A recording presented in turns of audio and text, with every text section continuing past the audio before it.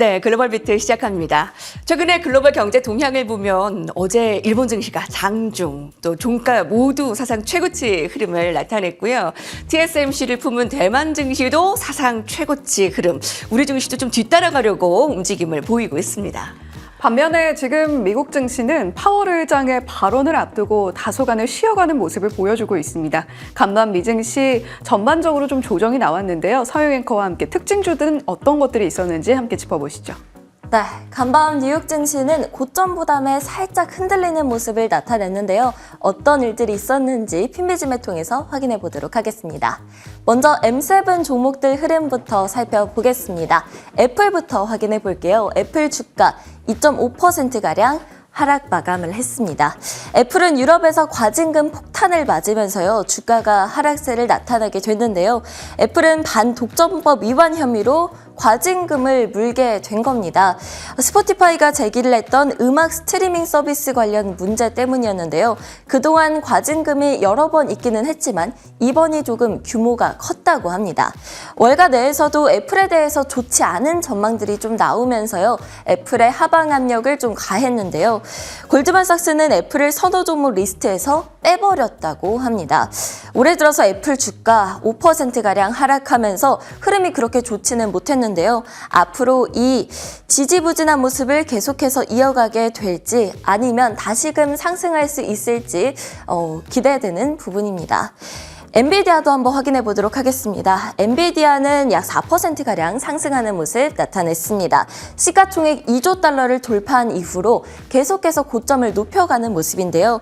시가총액 3위 자리 이제는 견고해진 듯합니다. 주가는 약 4%가량 상승했습니다. 알파벳은 연일 부진한 흐름을 이어가고 있는 중이죠. 간밤에도 2% 넘게 하락했습니다. 거의 3% 가까이 하락세를 나타냈는데요. AI에 대한 실망감이 지속되는 모습을 보이고 있죠. 테슬라도 한번 확인해 볼게요. 테슬라의 경우 2월에 공장 출하량이 중국 공장 출하량이 역대 최저를 기록을 했다고 합니다. 이 때문에 실망 매물이 출회가 됐고요. 주가가 급락세 나타냈는데요. 거의 7% 가까이 하락을 했습니다. 경쟁이 심화되고 있기도 하고 또 전 세계적으로 전기차 수요가 줄어들고 있기 때문이라고 하죠. 테슬라만의 문제는 또 아니라고 하니까 다른 전기차주들도 긴장을 늦출 수는 없을 것 같습니다. 전체적인 흐름도 살펴보도록 하겠습니다. 종목별 장세가 뚜렷했던 하루였는데요. 반도체주들이 엔비디아의 주도하에 상승불을 켰습니다. AMD가 1% 그리고 퀄컴이 2%가량 상승하는 모습 나타냈고요. 이날 금융주들 중에서도 대형 은행주들 그리고 지역 은행주들이 초록불을 켜면서 상승세를 나타냈는데요. 뉴욕 커뮤니티 은행 같은 경우 지역 은행 중 하나죠. 이 은행은 계속해서 급락세를 나타내는 중입니다. 문제가 계속 지속이 되고 있다라는 지적이 나오고 있는 상황이죠. AT&T도 보겠습니다. 티커명 T인데 그렇게 크지는 않죠. 네, 1%가량 하락을 했습니다. 광섬유 네트워크 확장을 위해서 투자를 대폭 진행한다고 밝히면서 하락세를 나타냈고요. 포드는 견조한 2월 실적에 상승을 했습니다. 전기차 그리고 하이브리드 차량 판매가 견고했다고 하고요. 간밤에 그 위에 테슬라와는 조금 다른 흐름을 보이는 모습이었습니다. 소비주 쪽에서는 메이시스가 인수 입찰가가 상향됐다는 소식에 급등 중이고요. 또 미국의 저가 항공사들이죠. 제트블루 그리고 스피릿 항공의 경우 반독점 위반 혐의로 합병 추진을 포기하기로 합의했다고 합니다. 주가는 각각 제트블루는 급등 그리고 스피릿 항공은 급락하면서 마감했습니다. 국제유가는 오펙 플러스에서 감산을 연장한다는 소식이 들려왔는데도 하락세를 나타냈는데요. 해당 소식에 에너지 섹터 흔들리는 모습을 나타냈고요. 그리고 슈퍼마이크로 컴퓨터 그리고 데커스 아웃도어는 곧 S&P 500 지수에 편입된다는 소식이 들려오면서 상승세를 보였습니다. ETF 상황도 살펴보겠습니다. 지난 금요일에 S&P 500 지수와 나스닥 지수가 사상 최고치를 경신한 데 따른 고점 부담 때문에 이날 지수는 하락세로 출발을 했다가 거의 보합권에서 거래를 마쳤는데요. 나스닥 3배 레버리지 상품인 TQQQ는 1%가량 하락했습니다. 반도체 레버리지 ETF인 SOXL은요, 엔비디아를 비롯한 반도체주들이 상승세를 지속을 하면서 3%가량 올랐고, 그 반대를 추종하는 SOXS 3%가량 하락했습니다. 많이 보유하고 계신 종목들 가운데 장기채 레버리지 ETF인 TMF는 이날 1%가량 하락을 했고요. 전일 중국 증시는 부양책 기대감에 상승 마감했지만 중국 라지캡 종목들을 추종하는 FXI 2% 하락했습니다.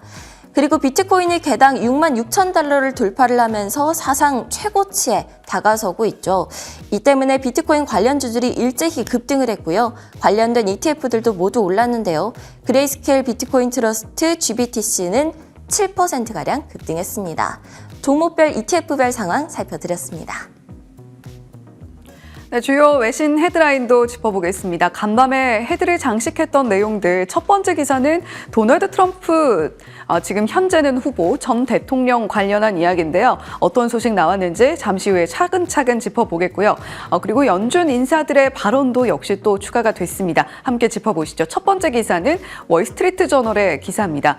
트럼프 전 대통령이 과연 선거를 출마할 수 있을 것이냐 아니냐, 사실 사법 리스크가 좀 존재했었습니다. 그런데 이 부분과 관련해서 연방 대법원의 판결이 내려졌는데요. 대선 후보의 거부 권한이 주 정부에는 없다라는 이야기와 함께 만장일치로 트럼프 후보의 대선 출마의 걸림돌을 좀 제거하는 모습을 보여줬습니다. 함께 살펴보시죠. 미국 연방 대법원이 현지 시간 4일 도널드 트럼프 전 대통령의 대선 출마 자격을 유지했습니다. 2021년 의사당 난입 사태 당시 지지층을 선동해 내란에 가담한 혐의로 트럼프 전 대통령의 대선 출마 자격을 박탈한 콜로라도주 대법원의 판결을 뒤집은 겁니다.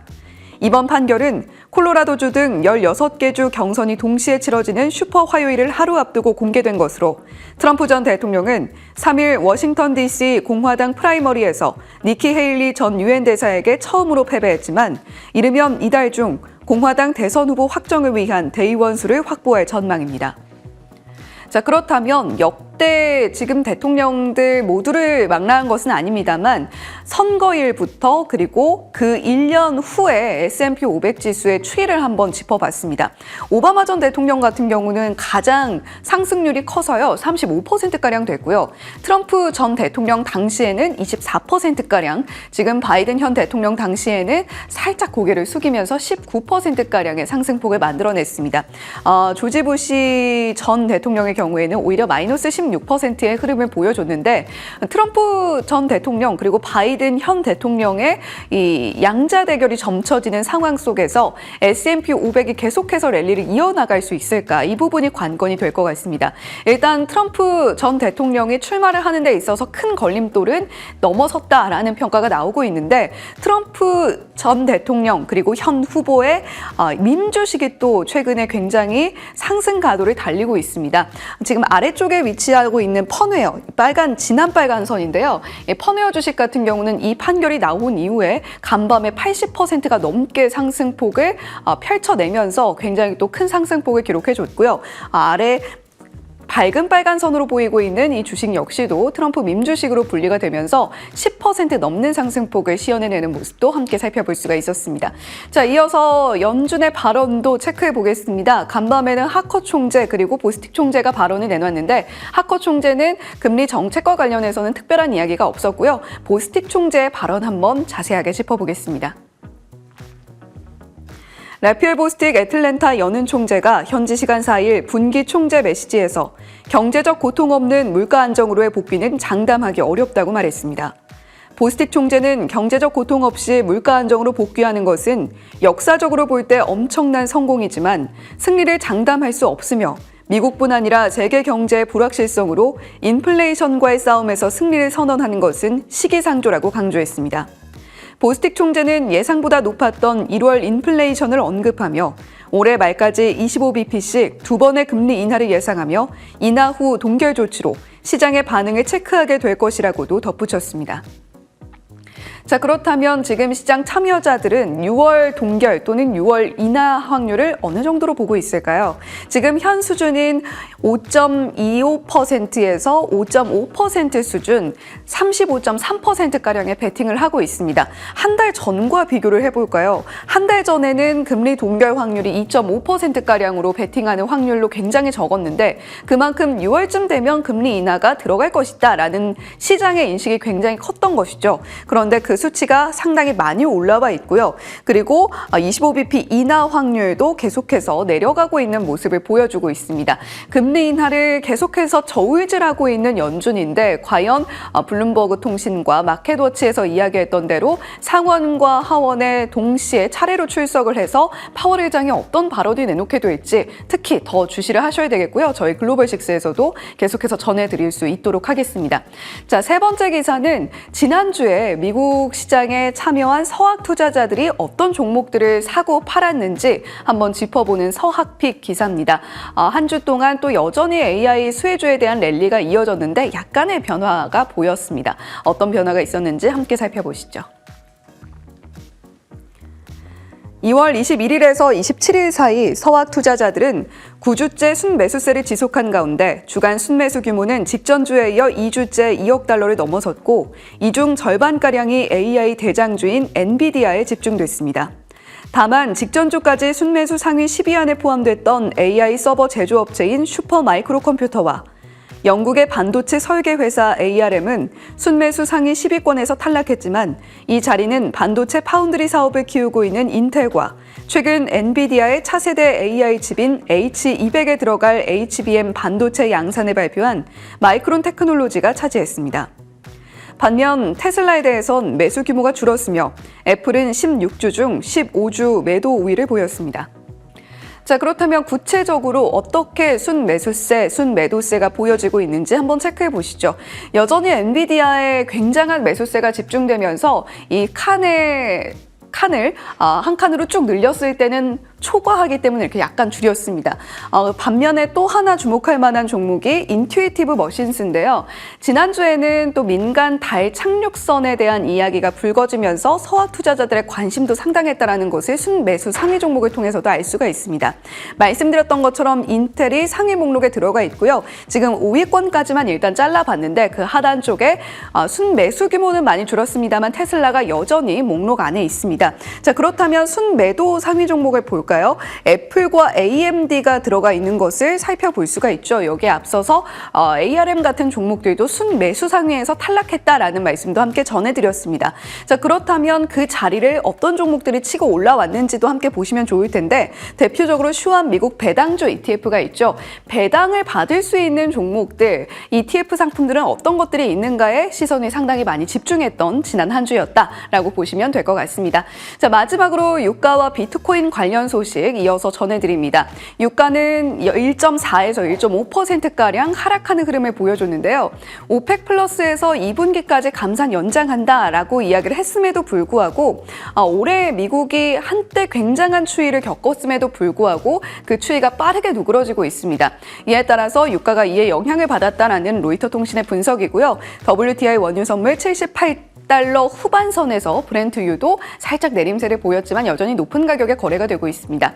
비트코인 가격도 함께 보시죠. 이제는 정말 계속해서 랠리를 펼치고 있는 비트코인 가격인데 68,000달러 선도 넘보고 있는 비트코인입니다. 비트코인뿐만이 아니라 이더리움도 함께 랠리를 펼치고 있죠. 이더리움은 한때 3,600달러 선까지도 돌파해내는 모습을 보여줬는데요. 계속해서 랠리를 펼치고 있는 비트코인과 이런 이더리움 같은 알트코인의 가격들이 얼마나 계속해서 올라갈 수 있는지 지켜보시면 좋을 것 같습니다. 지금까지 외신 헤드라인 전해드렸고요. 해리 맹커와 함께 오늘의 신볼로 이어갑니다. 네, 오늘의 신발 이어가겠습니다. 간밤에 뉴욕 증시 3대 지수는 모두 약세를 나타냈습니다만 놀라울 만한 사항은 AI 반도체는 살아있다라는 점이었을 겁니다. AMD, 인텔, 거기다 엔비디아까지 상승을 이어갔고요. 오늘의 주인공은 슈퍼마이크로 컴퓨터도 빼놓을 수 없겠습니다. 오늘 첫 번째로 선정을 해봤습니다. 파죽지세 SMCI의 이 주가 흐름이 굉장합니다. S&P 500 지수에 편입이 된다라는 소식이 1일에 장 마감 후에 발표가 되었죠. 장 마감 후에 시간 외에 거기다 이제 1일 이후에 4일 프리마켓 또 정규장까지 모두 다 두 자릿수의 급등세의 흐름을 나타냈습니다.